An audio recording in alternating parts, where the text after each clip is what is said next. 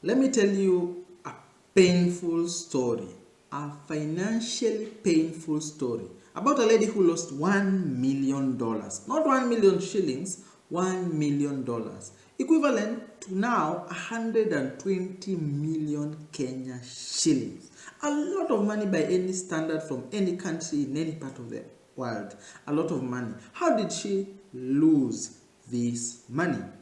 This lady was a real estate agent and she's a bit older, and she was working in the USA in one of the towns that was quite dormant and did have much happening, but it had a lot of potential. So this lady worked as a real estate agent, and real estate agents in the US, when they sell a very big house, not only are they paid the normal monthly salary, they are paid a commission on sales. So if you sell a very big house, you are able to get a big commission. So in 1992, when most of you are probably very young or even not born, this lady sold a house and was given a commission of $180,000. Thereabout. $180,000 by any standard is a lot of money. But now here is where she lost the 1 million shillings.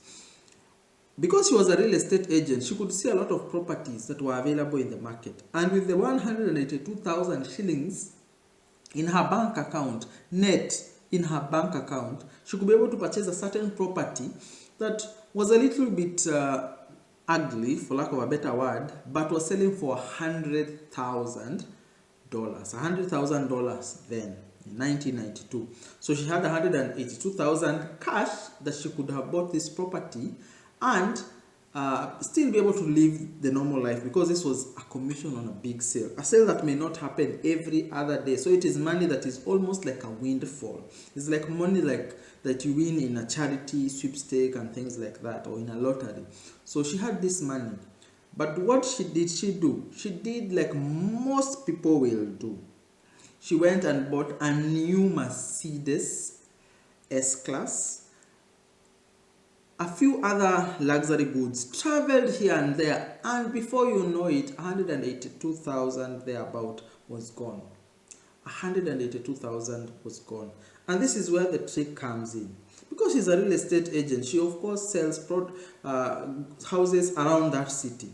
So this particular house that was 100,000 flat was sold to somebody, and this person later sold this property after 15 years or so. Sold this property, and this house that was 100,000 shillings in 1992 was sold later on 50 years later for $1 million.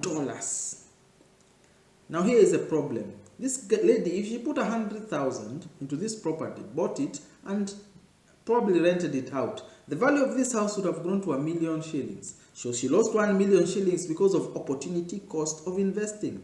You have money, you can invest, but you eat. You buy some few shiny things, you avoid investing. So in 1 year, she was selling this house at $1 million, house that she could have bought cash 15 years before, and instead bought a car and enjoyed a few luxury goods and traveled here and there. At the end of the 15 years, what she had bought was equivalent to zero. Zero, nil. The car was a write-off. She had forgotten her holidays, and the shiny objects and shoes that she had bought were now valueless. She chose a decision that most people make. And despite us talking about it, a lot of people will still make the same decision. How much money have you left on the table simply because you did not put that money into investment, but put it into eating and the luxury living? You bought things that lose value in 10 years you are valueless, while somebody put some money there and made money. And these are the things that we talk about. Somebody earning the same amount of money as somebody, but in 10 years being totally far financially from this other person, simply because one valued luxury, eating and enjoying life, and the other valued investing and putting aside for the future.